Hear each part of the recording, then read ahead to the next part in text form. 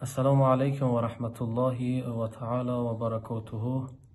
امروز خوشبختانه باز در مهمانی استاد بزرگوار، یک شخصیت بزرگ، یک شخصیتی که همتون ایرا میشناسین، معروف و مشهور و بسیار صدای فورم و شیرین و دلنشین دارن، استاد حاجی میرزا قرار داریم و از این فرصت طلایی استفاده کرده در حق تمام هموطنان و در حق تمام مهاجران و مسافرین و در حق گذشتگان و خاصتا در حق مادر خودم که بسیار دوستش می داشتم و در حق تمام مادرانی که امروز در قید حیات نیستن یک دعای خیر داشته باشن. هر وقتی که ما با این دانشمندان و این استادان ملاقات میکنیم، در حال از اینها دعا در حق تمام هموطنان میپرسیم. امروز که هستیم باز میگیم یک دعای خیر داشته باشن.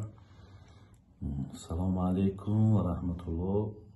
برادر و خواهرای عزیز، اولا خدای مهربان این دادر ما قاری علی را که حقیقتا دائم مقصد با یک گمان نیک میان، با یک مقصود نیک میویان و همیشه بگیم در ذهنشان خیرخواهی شما که هست مقصود نیک میویان و همیشه بگیم در ذهنشان خیرخواهی شما که هست.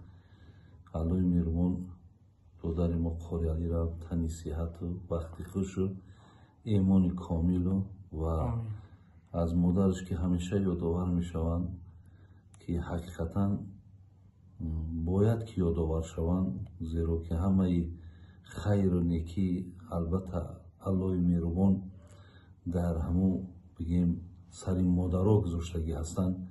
خداوند این مادر هم عمری خداوند رحمتش کند، مغفرتش کند و هر یک لغزش ها و کمبودی هاش با فضل کرمش بخشیده کند و الله مهربان خانه قبرش بر روضه از روضه های جنتش مبدل بگرداند و جمعی دادرای ما که در مسافرت هستین، خداوند کاراتون در برار بده، برکت بده، شویش بده و جمعی مادرایی که البته اینجا یادآور شدیم که نقش شما بسیار بسیار نقش کلانی هست در جامعه ما.